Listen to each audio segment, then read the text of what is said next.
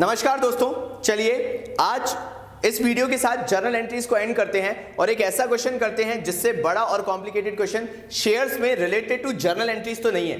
तो चलिए दोस्तों, this is Ashish Chaudhary, you are watching commerce Baba, let's begin. Do you think this is your time?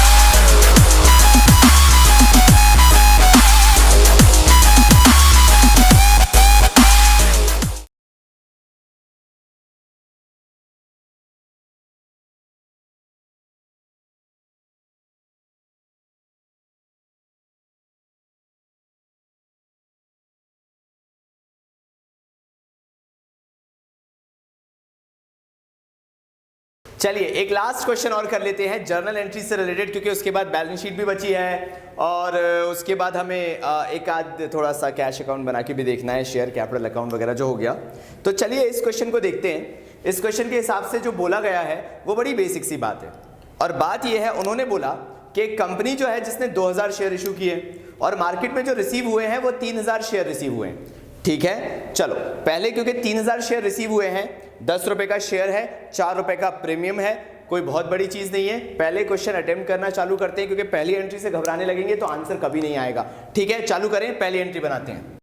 3000 shares जो हैं उस पे हमें पैसा मिल रहा है, applications were received on 3000 equity shares, और जो हमारा स्टार्टिंग का पैसा है एप्लीकेशन का वो 6 रुपए मिल रहा है इंक्लूडिंग प्रीमियम। तो 6 इंटू 3000 कितना आ जाता है? 18,000। ये हमारा 18,000 रुपीज वो है जो हमें मिला है एप्लीकेशन पे। सर प्रीमियम है, प्रीमियम क्यों नहीं शो किया? याद रखना, प्रीमियम कभी भी रिसीविंग एंट्री के साथ नहीं दिखाया जाता। ये चीज लिख के ले लो, कहीं पे नोट कर लो। प्रीमियम इज नॉट शोन और never shown with the receiving entry in terms of issue of shares. Issue के टाइम पे प्रीमियम को कभी भी रिसीविंग एंट्री के साथ नहीं दिखाया जाएगा। Make a note of it. आगे बढ़े। ठीक है भाई, ये तो एप्लीकेशन का पैसा मिल गया। अब आगे बढ़ते हैं। आगे क्या होगा भाई? Share application. अब इसमें अमाउंट डालना हम शुरू करते हैं। क्वेश्चन क्लियरली बोल रहा है कि जो भी एक्सेस मनी होगा वो आपका सम्स ड्यू ऑन अलॉटमेंट में जाएगा।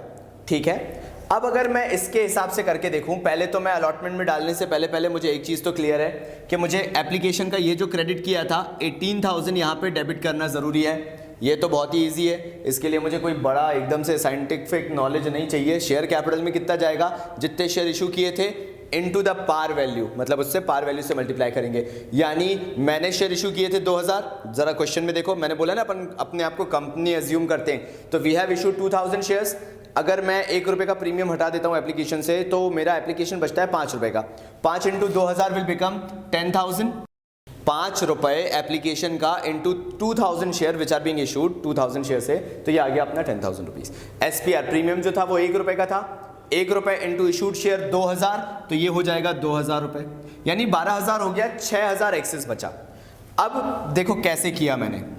यहां पर उन्होंने बोला है एक्सेस बचा है, पूरा देख लेना मैं बोलना क्या चाह रहा हूं। उन्होंने बोला है 2400 को आप प्रोरेटा करो, 2400 शेयर्स जो है उनको प्रोरेटा करो। मतलब क्योंकि मैंने 3000 रिसीव किए थे शेयर्स और उसमें से सिर्फ 2400 को प्रोरेटा करूंगा, मतलब इनके बीच के जो 600 शेयर्स थे उनको मैंने इनडायरेक्टली, वो बोलना चाह रहे हैं कि हमने रिजेक्ट कर दिए। 600 इंटू 6 रुपए के हिसाब से, क्योंकि प्रीमियम का जो पैसा है वो इंक्लूडेड मिला था, तो 3600 रुपीज जो है वो 3600 रुपीज हमने इनडायरेक्टली सीधे सीधे रिजेक्ट कर दिया, रिफंड कर दिया। क्यों? फिर से बोल रहा हूं, सुन लेना। 3000 शेयर्स के लिए पैसा रिसीव हुआ, वो बोल रहे हैं जब प्रोरेटा करने बैठोगे तो 2400 को ही करोगे, मतलब जो एक्सेस 600 उसके अलावा बचा था उसको क्या कर दिया होगा? रिजेक्ट कर दिया होगा। ठीक है, तो सबसे पहले अपन यहां क्या करेंगे?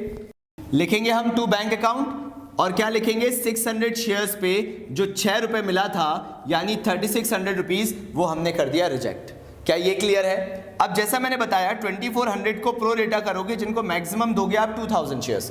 क्या क्लियर है ये चीज? मतलब एक्सेस शेयर कितने हुए? 400 दिख रहा है आपको, क्योंकि प्रो रेटा का मतलब ही होता है 2400 जितने लगाए उनको मैक्सिमम 2000 शेयर दे दोगे, और जो भी एक्सेस शेयर्स बचेंगे 400 इंटू 6 रुपीज़ के हिसाब से, यानी 2400 रुपीज़ जो बचेंगे वो आपको एडजस्ट करना पड़ेगा फर्दर। अब नेक्स्ट फर्दर एडजस्ट होता है अलॉटमेंट में। अगर मैं अलॉटमेंट मंगवाऊंगा और अलॉटमेंट है सिर्फ 2 रुपये का, ठीक है, तो 2000 शेयर इनटू अलॉटमेंट से अगर मैं करता हूं 2 रुपये से, तो अलॉटमेंट पे टोटल पैसा ड्यू होता है 4000 रुपीज़ का। यानी अलॉटमेंट पे मुझे 4000 रुपीज़ मिलना चाहिए, कोई दिक्कत तो नहीं है। मेरे पास एक्सेस मनी एडजस्ट करने के लिए कितना है 2400। मुझे ये दिख रहा है कि मैं अलॉटमेंट में पूरा पैसा एडजस्ट कर सकता हूँ, क्योंकि अलॉटमेंट में 4000 रुपये की लिमिट तक पैसा जा सकता है। So what I will do is, मेरे पास ये जो 2400 रुपये एक्सेस है, इसको मैं क्या करूंगा, अलॉटमेंट में पूरा एडजस्ट कर दूंगा। अलॉटमेंट पे यहाँ पे हम लिख देंगे 2400 रुपीज़, ये हमारा इतना हो जाएगा। ये मैंने सेकेंड एंट्री कर दी है, मुझे कर दो यहीं पे पॉज और इसको लिख लो ताकि परेशानी ना हो। चलो आगे बढ़ते हैं। Share allotment account debit to share capital to securities premium reserve, क्योंकि उसके अंदर भी प्रीमियम है। 2 रुपए का है allotment, 2 into 2000 share will become 4000। यहाँ पे आ जाएगा शेयर कैपिटल 2000 का, और बाकी SPR जो आ जाएगा 2000 का आ जाएगा। मेरे ख्याल से ड्यू वाली एंट्री में कोई दिक्कत नहीं होनी चाहिए, कर लिया। चलो आगे बढ़ते हैं। चलिए भाइयों, शेयर अलॉटमेंट का पैसा निकालना सीखते हैं, क्योंकि ये क्वेश्चन उठाने का कारण ही यही था कि इसमें कुछ डिफरेंस है, इसमें कुछ डिफर कर रहा है, और वो डिफरेंस क्या है और वो चेक कैसे किया जाएगा वो सीखना हमें ज़रूरी है। अब देखना यार, एक एक्स शेयर होल्डर है जिसने 40 शेयर्स के लिए, मतलब जिसको 40 शेयर्स अलॉट किए गए थे। मतलब एक बात तो अच्छी है कि इस बंदे के अलॉटेड शेयर दिए हुए हैं, ठीक है। अब उन्होंने बोला कि इस बंदे ने अलॉटमेंट का पैसा नहीं दिया, लेकिन यहाँ पे दो सिचुएशन जो सिनेरियो क्रिएट हो रहा है, वो एक हो रहा है कि एक्सेस मनी किसके टाइम पे, अलॉटमेंट के टाइम पे, और साथ साथ में कॉल्स एंड अरियर्स भी है। मतलब जब ये दो सिनेरियो होते हैं ना, तो थोड़ा सा जो करने का तरीका है वो चेंज हो जाता है। क्या करें अब इसमें, देखो यार 40 शेयर्स जो अलॉट हुए हैं, इसके लिए हमें एक ट्रिक थोड़ी सी सोचनी पड़ेगी, क्योंकि देखो जनरली अगर मैं शेयर्स की बात करूं तो शेयर्स का टिपिकल फंडा ये कहता है कि पहले एक्सेस मनी जो है वो अलॉटमेंट की पार वैल्यू में एडजस्ट होता है, फिर अलॉटमेंट की प्रीमियम वैल्यू में एडजस्ट होता है, और उसके बाद नहीं हो पा रहा तो इस क्वेश्चन के हिसाब से पैसा रिफंड कर दिया जाएगा, ठीक है। तो जो भी अलॉटमेंट का एक्सेस मनी है, इस बंदे से जो भी पैसा मिलना होगा पहले अलॉटमेंट की पार वैल्यू में एडजस्ट हुआ होगा, फिर प्रीमियम में। भगवान जाने क्या बात करो बाबा जी, थोड़ा करके दिखाओ ताकि समझ में आए। बिल्कुल बिल्कुल, अपन आराम से करेंगे, ठंडा दिमाग रखना, देखो सीधे सीधे समझ में आ जाएगा, कुछ मत करो। सबसे पहले एक्स का ये निकालते हैं कि अप्लाइड शेयर्स कितने होंगे। ये एक ऐसा सिनेरियो है जिसके अंदर हमें अप्लाइड शेयर्स निकालने की जरूरत पड़ती है जब ऐसा क्वेश्चन आए जहां पे प्रीमियम, पहली चीज तो डिस्ट्रीब्यूटेड हो बहुत ज्यादा, मतलब हर एक में प्रीमियम डिस्ट्रीब्यूटेड हो। दूसरी चीज एप्लीकेशन और अलॉटमेंट में वास्ट डिफरेंस हो, और दोनों में ही प्रीमियम कहीं ना कहीं दिख रहा हो, तो आपको यहाँ पे कहीं ना कहीं निकालने की ज़रूरत पड़ जाएगी जो प्रीमियम है उसको एडजस्ट करने के लिए एक पर्टिकुलर तरीके से अप्लाइड शेयर्स। कैसे, देखना ज़रा। यार इस बंदे को 40 शेयर अलॉट हुए हैं, ठीक है। Allotted share into applied share कर दो। अप्लाइड शेयर मतलब हमें कितने एप्लीकेशंस मिले थे फिल्टर होके जो रिजेक्ट कर दिए उसके बाद, वो थे 2400। होल अपॉन हम कर देंगे जो हमारे अलॉटेड शेयर हैं, मतलब जो हमारे इशूड शेयर हैं कह सकते हैं, वो है 2000, ठीक है भाई। हमने इसको क्रॉस करना चालू किया, ये हमारे 48 शेयर्स निकल के आए। मतलब जो हमारे एक्स भाई साहब हैं, इन्होंने 48 शेयर्स जो हैं वो अप्लाई किया होगा, तब जाके इन्हें कितने शेयर्स मिले, 40 शेयर्स। कोई दिक्कत है, समझ में आ गया ना इतना? तो 48 शेयर्स हमने निकाल लिए, ये इनके अप्लाइड हैं, ये इनके अलॉटेड है, ठीक है। यानी मैं अगर यहाँ पे ध्यान से देखूं तो इन भाई साहब के टोटल 8 शेयर्स जो हैं वो एक्सेस में है। अगर मैं इनटू करता हूं इसे एप्लीकेशन मनी से, क्योंकि अगर मुझे एक्सेस मिले होंगे इनके शेयर्स तो एप्लीकेशन के टाइम पे मिले होंगे, तो भाई इनके जो टोटल एक्सेस मनी मुझे मिला है वो 48 रुपीज है एक्सेस मनी। कोई दिक्कत नहीं है, चलो भाई 48 रुपीज एक्सेस मनी हो गया। अब आगे करें तो क्या करें, चलो तो क्या करें। अब हमारे पास 8 शेयर्स एक्सेस हैं, 6 रुपए के हिसाब से, मतलब 48 रुपीज जो एक्सेस हैं उसको एडजस्ट करना चालू करते हैं। अब ध्यान से सोच के देखो, मैंने आपसे बोला पहले जो है एक्सेस मनी वो कहाँ एडजस्ट होगा, अलॉटमेंट की पार वैल्यू में। अगर मैं अलॉटमेंट की पार वैल्यू देखता हूं, ये अलॉटेड शेयर है एक्स को, अलॉटमेंट जो है वो 1 रुपए के हिसाब से देना पड़ेगा, क्योंकि 2 रुपए का अलॉटमेंट है, कोई इशू नहीं है, 2 रुपए का अलॉटमेंट रहने दो, 2 रुपए से कोई फर्क नहीं पड़ता है। एक्चुअल में अगर प्रीमियम को हटा देता हूं मैं अलॉटमेंट से, तो अलॉटमेंट बचता है 1 रुपए का, मतलब अलॉटमेंट की पार वैल्यू है 1 रुपए। 40 शेयर्स इंटू 1 रुपीज करता हूं मैं, तो यहां पे आ जाता है टोटल 40 रुपीज, जो कि अलॉटमेंट की पार वैल्यू में एडजस्ट होगा, ठीक है। एक्सेस मनी कितना है, 48 है। 48 में से मैंने 40 तो अलॉटमेंट में पार वैल्यू जैसे एडजस्ट कर दिया। आवाज मत कर भाई, आवाज मत कर।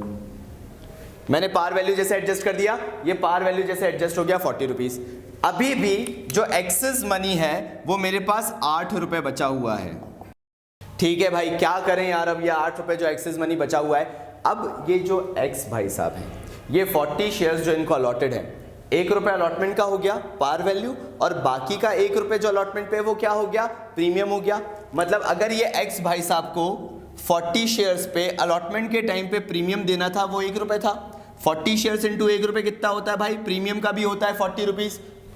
बिल्कुल बहुत जनरलाइज तरीके से बता रहा हूं, 40 रुपीज जो आया वो प्रीमियम है, लेकिन 8 रुपए एक्सेस अभी भी हमारे पास बचा हुआ है कंपनी के पास। तो हम क्या करेंगे, 40 रुपीज के अंदर ये 8 रुपए एडजस्ट कर देंगे। मतलब जो हमारे एक्स भाई साहब हैं उनके ऊपर प्रीमियम की लायबिलिटी कितनी बची, 32 रुपीज। क्या उन्होंने वो पैसा दिया, नहीं दिया ना, तो ये हो गया आपका कॉल्स इन अरियर्स। हुआ क्या, दिमाग पे जोर आ गया, कोई बात नहीं, इसको मिटाएंगे, एक बार फिर से करना चालू करें। आपने अगर नोट कर लिया होगा तो बहुत अच्छी बात है, लेकिन एक बार दिमाग ओपन करना ज़रूरी था, और वो दिमाग ओपन करने का तरीका देख लिया गया है। सर ऐसा क्यों करते हैं, ऐसा क्यों कर रहे हैं, अब दोबारा क्यों करवा रहे हैं, सारे चीज़ों के हल और समाधान मिलेंगे। अभी तक जितने भी क्वेश्चंस आपने इनकाउंटर किए, उन क्वेश्चंस के साथ सबसे अच्छी और आसान बात ये थी कि वो लमसम वाले क्वेश्चंस थे, और अगर किसी पर्टिकुलर ग्रुप को भी बिलोंग करते थे तो भी काफ़ी ईजी थे। और इजी होने का कारण था क्योंकि वहाँ पे कोई प्रीमियम से रिलेटेड एडजस्टमेंट्स नहीं दिए हुए थे, बड़ा सिंपल सोवर क्वेश्चन था, क्वेश्चन बड़ा आसान था, तरीके से करना था, हमने तरीके से कर भी दिया। यहाँ पर जो डिफरेंट है वो ये है कि यहाँ पे एडजस्टमेंट की बात कर रहे हैं प्रीमियम की। तो यार पहला क्वेश्चन, सर बाकी क्वेश्चन में तो ऐसा नहीं किया, क्योंकि बाकी क्वेश्चन में डिफरेंस बड़ा वास्ट आता था। मतलब होता ऐसा था, जो जनरली क्वेश्चन है, शायद आपको इनकलकेट ना किया हो वैसे, लेकिन जनरली होता यही है, जितना भी एक्सेस मनी होता है सबसे पहले अलॉटमेंट की पार वैल्यू में एडजस्ट होता है। अगर अलॉटमेंट की पार वैल्यू में एडजस्ट नहीं हो पाता है तो फिर अलॉटमेंट की प्रीमियम वैल्यू में जाता है। अगर वहां पे भी एडजस्ट नहीं हो पाता है और एक्सेस मनी है तो फिर फर्स्ट कॉल तक जाता है। लेकिन ये चीज आपने किसी भी क्वेश्चन में एनकाउंटर क्यों नहीं की, या मैंने ही अभी आपसे जो क्वेश्चंस करवाए उसमें डिस्कस क्यों नहीं की, क्योंकि जो एक्सेस मनी होता था वो बहुत कम होता था और पूरा अलॉटमेंट में एडजस्ट हो जाता था, तो उसकी कोई दिक्कत नहीं होती थी। कॉल्स एंड अरियर्स वाली भी ऐसा कोई दिक्कत नहीं होती थी, क्योंकि डिफरेंस बड़ा वास्ट रहता था। लेकिन यहां पे क्या हुआ, डिफरेंस बहुत क्लोज हो गया, और क्लोज ऐसे हो गया, इस बंदे के 40 शेयर थे, ठीक है। अगर मैं उसके एक्सेस देखूं तो 48 शेयर्स थे, और जो डिफरेंस आया मैं लिख के करना चालू कर देता हूं, और मैं तुम्हें बताता हूं कि ये जो नौबत आई, इतना पूरा हमने कांड किया, वो क्यों किया। ये तो समझ में आ गया कि एक्स के मैंने अप्लाइड शेयर भी निकाले थे, और वो अप्लाइड शेयर आए थे 48, ठीक है। ये आपने कर लिया होगा, लिख लिया होगा, आई होप सो। अब मैंने जो ग्रुपिंग करी वो कुछ इस तरीके से की, ये हमारे बंदे भाई साहब थे जो 48 थे, जिन्होंने अप्लाई किया था, उनको मैक्सिमम शेयर अलॉट कितने किए थे हमने, 40 शेयर। परेशानी यहीं से चालू हुई। यहां पे जो शेयर उसके एक्सेस थे वो 8 शेयर्स थे, ठीक है। अब एप्लीकेशन का जो पैसा था ना वो था 6 रुपए, जो कि काफी ज्यादा है। 6 रुपीज इज टू मच, यानी 8 शेयर इंटू 6 रुपीज किया था तो वो हमारा 48 रुपीज आया, समझ रहे हो। अब दिक्कत ये हो गई, ये 48 रुपीज कंपैरेटिवली एक 40 शेयर होल्ड करने वाले के हिसाब से 48 रुपीज एक्सेस मनी काफी ज्यादा है। और तब जाके वो जो ट्रिगर है ना, वो प्रीमियम में एडजस्ट होने वाला, कि पहले अलॉटमेंट की पार वैल्यू में एडजस्ट होगा, फिर अलॉटमेंट की प्रीमियम वैल्यू में एडजस्ट होगा, वो ट्रिगर ऑन हो गया इस क्वेश्चन में जाके। तभी मैं इसको दोबारा करवा रहा हूं, क्योंकि जिसको पहली बार में नहीं आया उसको ये दोबारा एक बार समझने की जरूरत है। फिर से आराम से ठंडे दिमाग से करेंगे, क्योंकि मेरा पर्पस ये नहीं है कि मैंने बता दिया और समझ में आ गया होगा तुम लोगों को, मैं एज्यूम कर लूँ, नहीं, मिलके करेंगे, साथ में करेंगे, सुकून से करेंगे। 48 शेयर, फिर से बोल रहा हूं, एक्स ने 48 शेयर के लिए अप्लाई किया था, जो कि मैंने तुम्हें निकाल के बता दिया कि अप्लाइड शेयर कैसे निकालते हैं। उसको 40 शेयर अलॉट हुए होंगे, क्योंकि क्वेश्चन में दिया हुआ है सीधे सीधे। 8 शेयर एक्सेस है, वो भी हमने देख लिया कैसे 8 शेयर एक्सेस है। 48 माइनस 40 किया, 8 शेयर एक्सेस आए। ये एक्सेस पैसा कब मिला होगा हमें, एप्लीकेशन के टाइम पे, और एप्लीकेशन है 6 रुपये का, हमने कर दिया 48 रुपीज़, कोई दिक्कत तो नहीं है यहाँ पे। ये 48 रुपीज़ हमारा एक्सेस मनी हो गया, लिख दो यहाँ पे। अब आगे क्या करें, चलो यार आगे की कहानी समझना चालू करते हैं कि हमें आगे अगर करना है तो क्या करना है। अब मैं सबसे पहले ये जो 40 शेयर्स हैं इस बंदे के, जो कि मैं बोलूंगा भाई मिस्टर एक्स हैं, पहले मैं देखूंगा कि अलॉटमेंट इनको कितना देना था। अगर मैं प्रीमियम हटा देता हूं तो अलॉटमेंट है 2 रुपए का, प्रीमियम हटा दो 1 रुपए का, तो 1 रुपए का सिर्फ क्या बचता है, और वो है अलॉटमेंट की पार वैल्यू, अलॉटमेंट की कोर वैल्यू। हमने 40 शेयर इंटू 1 रुपए किया, तो एक्स भाई साहब पे सिर्फ 40 रुपए जो था वो अलॉटमेंट का पार ड्यू था। पार वैल्यू ड्यू होना मतलब अलॉटमेंट की एक्चुअल वैल्यू ड्यू थी। ठीक है, हमारे पास एक्सेस मनी कितना है 48, हम 40 रुपए अलॉटमेंट का जो पार है वो पूरा 40 एक्सिस से एडजस्ट कर सकते हैं। ठीक है भाई, तो पार तो पूरा का पूरा एक्सिस से कैंसिल हो गया, लेकिन क्योंकि एक्सिस हमारे पास 48 था, अभी भी हमारे पास 8 रुपए जो है वो एक्सिस बचा भाई।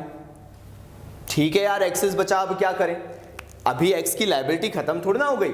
एक्स को 1 रुपए के हिसाब से अलॉटमेंट की पार वैल्यू देनी थी। अब इन्हीं एक्स को 40 शेयर्स पे एक्स भाई साहब को अलॉटमेंट के टाइम पे 1 रुपए का प्रीमियम भी देना था, मतलब एक्स भाई साहब को टोटल 40 रुपए का प्रीमियम देना था। मैं लिख देता हूं 40 के आगे एसपीआर देना था भाई, कोई दिक्कत नहीं, यहां पे भी 40 रुपए का प्रीमियम देना था। ठीक है, अब एक्सेस मनी कितना बचा है 8 रुपए, मैंने ये 8 रुपए एक्सेस इसमें भी एडजस्ट कर दिया, तो इनके ऊपर जो टोटल ड्यू आया वो 32 आया और वो एसपीआर का आया। लिखा हुआ है कि एक्स भाई साहब ने पैसा ही नहीं दिया। पैसा नहीं दिया मतलब हमने फाइनली फिगर आउट किया कि अलॉटमेंट का पार्ट तो उनने पूरा दे दिया था, एक्सेस मनी था क्योंकि उनका प्रीमियम भी उनने 8 रुपए तक दे दिया था, लेकिन प्रीमियम वो कितना नहीं दे पाए, 32 रुपीज का नहीं दे पाए। मतलब जब हमने स्क्रूटनी की, हमने डिटेलिंग की, इन्वेस्टिगेशन की, तो पता चला कि जो हमारे एक्स भाई साहब हैं उनने 40 शेयर पे अलॉटमेंट का पार तो दे दिया था, लेकिन प्रीमियम सिर्फ 8 रुपए तक दिया था, क्योंकि हमारे पास एक्सेस मनी था एडजस्ट करने के लिए, इसलिए हमें ये पता चल पाया। अलॉटमेंट के टाइम पे ही डजंट पे एनीथिंग, हमें कुछ भी नहीं दिया उसने, इसलिए 32 रुपीज जो एसपीआर था वो बन गया कॉल्स इन अरियर्स। तो इसके आगे जो एसपीआर है उसको लिख लेना कॉल्स इन अरियर्स, समझ में आ जाना चाहिए। ये नोट डाउन करो इतना ताकि मैं आगे बढ़ूं। चलो भाई, बैंक टू शेयर अलॉटमेंट लिख लें। Finally bank to share allotment में पता चला कि हमें कितने रुपीस नहीं मिले, 32। मेरे साथ बोलो, भोलेनाथ तो नहीं बोलना ना, नहीं, मेरे साथ बोलो कि भाई 32 रुपए प्रीमियम के नहीं मिले भाई। कौन से नहीं मिले?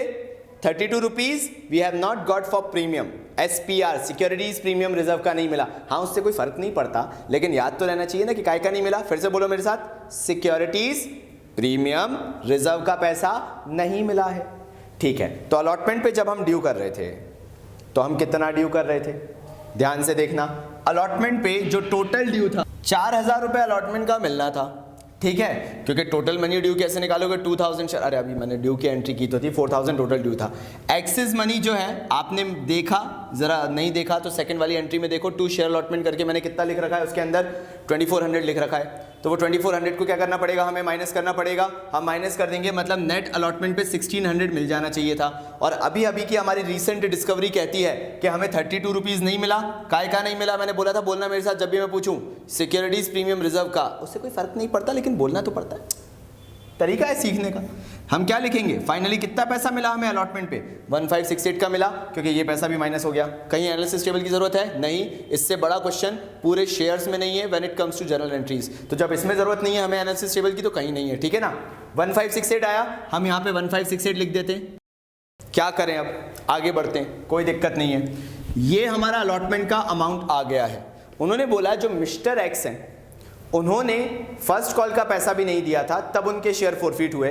और एक वाई भाई साहब हैं जिनने 72 शेयर्स के लिए अप्लाई किया तो उनके अलॉटेड शेयर निकालने पड़ेंगे। पहले तो मैं वाई के अलॉटेड शेयर निकाल दूं तब आगे क्वेश्चन करूं।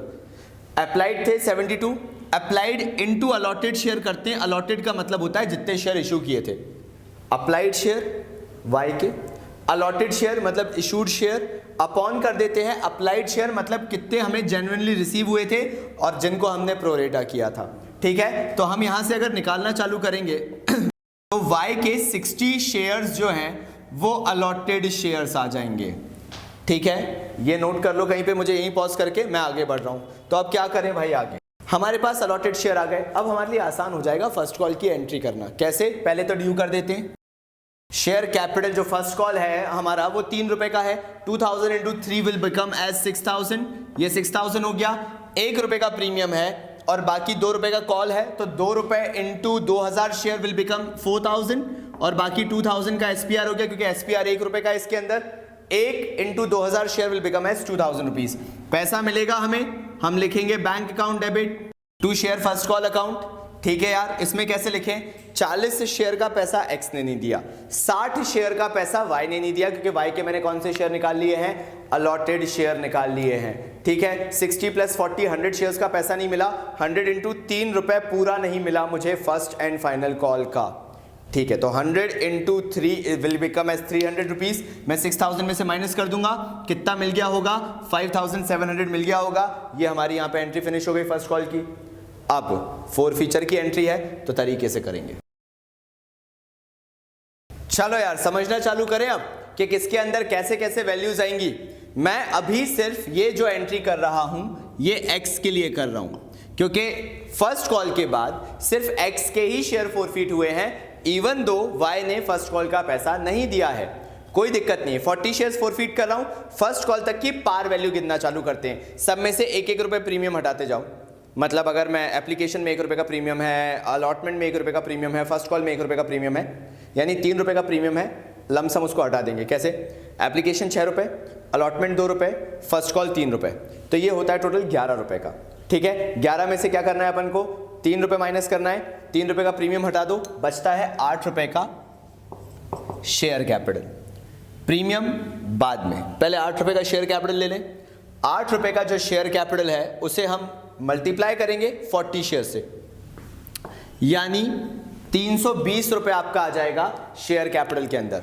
अब मैं एसपीआर बहुत क्लियरली आपको समझा चुका हूं। सिक्योरिटीज प्रीमियम रिजर्व फॉरफीचर की एंट्री में तभी आता है जब उसका पैसा नहीं मिला हो। एप्लीकेशन में एसपीआर का पैसा मिल गया, अलॉटमेंट में नहीं मिला। अलॉटमेंट में हमने निकाला था भाई, याद करो, हमने निकाला था कि अलॉटमेंट में 32 रुपीज का जो वैल्यू नहीं मिली है वो प्रीमियम का पैसा नहीं मिला है। मैं आप लोगों से इंटरेक्शन कर रहा था रेगुलरली, आपको याद दिला रहा था कि 32 रुपीज का जो है वो क्या है? वो प्रीमियम है। ठीक है, फिर उसके बाद फर्स्ट कॉल पे भी प्रीमियम नहीं मिला भाई, 1 रुपए का प्रीमियम है, 1 रुपए का फर्स्ट कॉल पे प्रीमियम है, इनटू 40 शेयर्स पे नहीं मिला क्योंकि एक्स ने फर्स्ट कॉल का पैसा नहीं दिया है। तो टोटल जो प्रीमियम नहीं मिला वो 72 रुपीज का है। आगे बढ़े, शेयर अलॉटमेंट पे जो हमने पैसा निकाला था, जो पैसा नहीं मिला था, फिर अगेन वो प्रीमियम का था, लेकिन था तो अलॉटमेंट के टाइम का, तो अलॉटमेंट का 32 रुपीज नहीं मिला। फर्स्ट कॉल पे हमने किया था 40 शेयर्स मल्टीप्लाइड बाय 3 रुपीज, यानी कितना नहीं मिला हमें? 120। अगर मैं सिर्फ एक्स के शेयर्स की बात करूं, वो तो जो टोटल था वो टोटल अलग ही बात थी, उसकी बात मैं कर ही नहीं रहा। मैं बात कर रहा हूं सिर्फ किसकी? 40 शेयर्स की। ठीक है, क्लियर है? यहां तक हमने लिख दिया 120 रुपीज शेयर फर्स्ट कॉल का पैसा हमें नहीं मिला है। आगे बढ़ते हैं यार, अब क्या करें? अब आ जाते हैं 4 फीचर पे। 4 फीचर कैसे निकालें? सिंपली माइनस करके वैल्यू निकाल लो। तो ये कितना आ जाएगा? 240 लिख दे भाई। ठीक है, 240 आ गया शेयर 4 फीचर का बैलेंस। यहां तक हमारा क्वेश्चन हो गया। ठीक है, आगे बढ़े। अब हमें क्या करना है? हाँ भाई, तो फाइनली हुआ क्या? अगर हम ध्यान से देखें क्वेश्चन में, तो 40 शेयर्स जो एक्स के हैं वो हम फॉरफीट कर चुके हैं। मतलब मार्केट में हमने 2000 शेयर्स इशू किए थे, 40 अगर हमने फॉरफीट कर लिए तो मार्केट में जो शेयर्स बचे हैं वो अब बचे हुए हैं 1960 शेयर्स। ये टोटल मार्केट में हैं, अवेलेबल हैं अभी भी। अब हमें जो सेकेंड कॉल मनी मिलेगा, जो कि बेसिकली 3 रुपए का है, वो हम भी जानते हैं कि अब हमें 1960 शेयर्स पे ही मिलेगा, क्योंकि मार्केट में इतने ही शेयर्स अब अवेलेबल हैं। तो 1960 हमें क्या करना पड़ेगा? Multiplied by 3। इससे अपना कितना फिगर आ जाएगा? होगा 5880। तो हम यहाँ पे जो ड्यू करेंगे वो लिख देंगे 5880।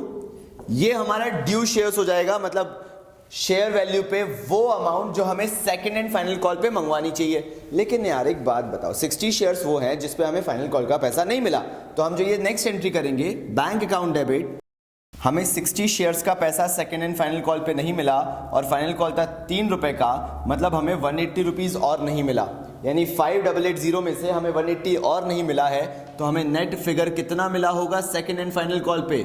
5770, मतलब 5700 सॉरी। ये 5700 रुपए वो पैसा है जो हमें फाइनल कॉल पे फाइनली मिल गया है। चलिए आइए, अब ये जो 60 शेयर्स है ना, इसकी 4 फीचर की एंट्री भी कर लेते हैं। चलिए यार एंट्री कर लें। एसपीआर भी लिखा हुआ है, शेयर कैपिटल भी लिखा हुआ है। हम अब ये एंट्री कर रहे हैं वाई, तो भाई हेडिंग डाल देना कि हम वाई की एंट्री कर रहे हैं। वाई में सबसे पहले आप क्या करोगे? शेयर कैपिटल में डालोगे कितने शेयर हैं? 60 शेयर्स हैं। ठीक है। अब मुझे, क्योंकि मैं सेकंड एंड फाइनल कॉल के बाद फॉरफीचर कर रहा हूं, तो मैं पूरा आखिर तक का 10 रुपए ले सकता हूं, क्योंकि 10 रुपए तक का फॉरफीचर हो रहा है। वो मैंने गलती से रुपीस लिख दिया है, ये 60 शेयर्स इंटू 10 रुपए, ठीक है। ये 10 रुपए क्यों लिया मैंने पूरा, क्योंकि सेकंड एंड फाइनल कॉल के बाद फॉरफीचर है और मैंने सेकंड एंड फाइनल कॉल तक पूरे 10 रुपए मंगवा लिए थे, तो मैं जो लेखा जोखा दूंगा वो पूरे 10 रुपए के हिसाब से दूंगा, यानी यहाँ पे आ गए 600 रुपीज़। अब एसपीआर में कितना पैसा आएगा, उस बंदे ने, भले ही एसपीआर 4 रुपए हो, क्वेश्चन में फर्क नहीं पड़ता, ठीक है। उस बंदे ने फर्स्ट कॉल नहीं दिया है जो वाई है, और सेकंड कॉल नहीं दिया है।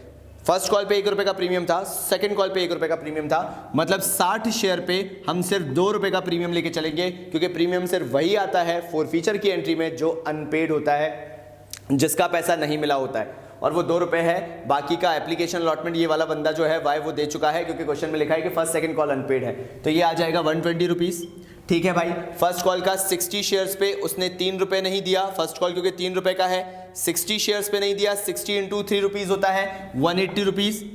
फिर उसने सेकंड कॉल नहीं दिया, वो भी 3 रुपए का है, 60 इंटू 3 अगेन 180 रुपीज़, 720 माइनस 360, ये दोनों का टोटल होगा 360, और ऊपर हो रहा है 720, 720 माइनस 360, यहाँ पे भी कितनी वैल्यू आ जाएगी, 360 आ जाएगी। अब क्वेश्चन आगे क्या बोल रहा है, उन्होंने बोला कि भाई इसके बाद टोटल शेयर जो रीशू हुए वो रीशू हुए 80 शेयर्स एट द रेट ₹9 पर शेयर फुल्ली पेड अप। तो एंट्री करना चालू करते हैं। सबसे पहली एंट्री भाई इसके अंदर बैंक अकाउंट है, किसके शेयर पूरे थे किसके नहीं थे वो बात की बात है, पहले एंट्री कर लेते हैं। एट द रेट ₹9 पर शेयर फुल्ली पेड अप है, ठीक है। तो 80 शेयर इंटू ₹9 यानी 720 में हमने रीशू कर दिया है 80 शेयर 9 रुपए पे फुल्ली पेड अप। 1 रुपए का नुकसान हुआ क्योंकि फुल्ली पेड अप है, तो share forfeiture account debit, again 80 share into ₹1 का नुकसान यानी 80 रुपए का नुकसान, और लिख देंगे टू शेयर कैपिटल, टोटल लिख देंगे 800 रुपए। ये हमने क्या कर ली, ये एंट्री कर दी हमने रीइशू की, जो कि बेसिक एंट्री थी। अब फाइनली कैपिटल रिजर्व निकालते हैं और क्वेश्चन को खत्म करते हैं। कुछ ज्यादा बचा नहीं है, इसको उतार लो ताकि मैं कर लूं, पॉज कर दो मुझे यहीं। चलिए तो आगे बढ़ते हैं। अब हमें क्या करना है, फाइनल एंट्री। उन्होंने बोला कि रीइशू के टाइम पे आपने वाई के पूरे शेयर लिए, ठीक है, मुझे कोई दिक्कत नहीं है। सबसे पहले तो अपन लेते हैं credit balance of share forfeiture. पहले तो आप लोगे एक्स का, इसमें प्लस करोगे credit balance of share forfeiture Y का, और माइनस कर दोगे जो भी डेबिट बैलेंस था शेयर फॉरफीचर का। तो डेबिट बैलेंस तो मुझे मालूम है रीइशू के टाइम पे जो था वो सिंपली हमारा 80 रुपीज़ का था, क्योंकि हमने 80 शेयर्स रीइशू किए थे और 1 रुपये का हमने डिस्काउंट दिया था। फुल्ली पेडअप के हिसाब से 9 रुपये रीइशू था, 10 रुपये फुल्ली पेडअप होता है तो 1 रुपये का डिस्काउंट था, उसके हिसाब से वो 80 रुपये का जो था वो डेबिट बैलेंस था। प्रॉब्लम यहाँ से आती है, ठीक है। सबसे पहले हम लेंगे क्रेडिट बैलेंस ऑफ एक्स और फिर क्रेडिट बैलेंस ऑफ वाई। उन्होंने बोला पूरे वाई के शेयर ले लिए हैं, तो पहले तो वाई का हमें क्रेडिट बैलेंस पता होना चाहिए कि वाई का क्रेडिट बैलेंस कितना था, जो कि था 360, ठीक है। मल्टीप्लाइड बाय करेंगे वाई के रीइशू कितने किए, क्योंकि उन्होंने बोला पूरे वाई के शेयर लिए हैं, तो वाई के शेयर रीइशू 60 किए हैं, पूरे किए मतलब फॉरफीचर भी कितने थे वाई के 60 थे, तो यहाँ पे कोई दिक्कत नहीं है। अब एक बात बताओ, अगर मैंने मार्केट में 80 शेयर रीइशू किए हैं, उसमें से 60 मैंने वाई के ले रखे हैं, तो बाकी एक्स के कितने लिए होंगे रीइशूड शेयर, 20 शेयर लिए होंगे। फॉरफीटेड शेयर कितने थे एक्स के, 40 शेयर्स थे। अब यार वो जो क्रेडिट बैलेंस निकाला था हमने एक्स का, अगर आपको याद हो तो वो था 240 रुपीज़ का, ये हमारा क्रेडिट बैलेंस एक्स का आया था। तो क्रेडिट बैलेंस इनटू एक्स के हम ले रहे हैं 20 शेयर रीइशू के टाइम पे, और फॉरफीटेड शेयर थे एक्स के 40, तो ये काट देते हैं हम। ये आ जाएगा अपना 120 रुपीज़, ये आ जाएगा 360 रुपीज़, तो ये हो जाएगा 480 माइनस 80 यानी 400 रुपीज़ हमारा क्या हो जाएगा, कैपिटल रिजर्व हो जाएगा। 480 की जगह 400 यहाँ पे आप लिख दोगे, जो हमारा फाइनल आंसर आया है ये आपका क्या हो गया, ये कैपिटल रिजर्व का बैलेंस है, जो कि हमने बेसिक अपना जो फॉर्मूला लगाते हैं वो लगा लिया। आई होप कहीं पे भी आपको एनालिसिस टेबल की रिक्वायरमेंट नहीं लगी होगी, क्योंकि बेसिकली वो एक डिपेंडेंसी है और हमें उस तरह से डिपेंडेंट नहीं होना है। और याद रखना, जब आप डिपेंडेंट नहीं होगे तभी अकाउंट्स कर सकते हो। याद रखना, जितना डिपेंडेंसी लोगे कैलकुलेशंस पे, चीज़ों पे जितना ज़्यादा करोगे, आपके लिए प्रॉब्लम्स उतनी बढ़ती चली जाएंगी, क्योंकि आप चीज़ों पे डिपेंडेंट हो। डोंट डू दैट, इसको नोट कर लो फटाफट। फाइनली हमने शेयर्स की जर्नल एंट्रीज खत्म कर दी है। अब जो नेक्स्ट वीडियो होगा वो शेयर्स की बैलेंस शीट से रिलेटेड होगा, जिसके अंदर हम कॉल्स एंड अरियर्स से रिलेटेड, देन हम फोर फीचर से related and four feature and re issue से रिलेटेड एक बैलेंस शीट पूरी करेंगे, जिसके अंदर हम तीनों सिनेरियो लेके चलेंगे ताकि आपको समझ में आ जाए कि अगर बैलेंस शीट बनाने को आती है तो उसके अंदर क्या किया जाता है। तब तक के लिए बाबा जी की तरफ से धन्यवाद।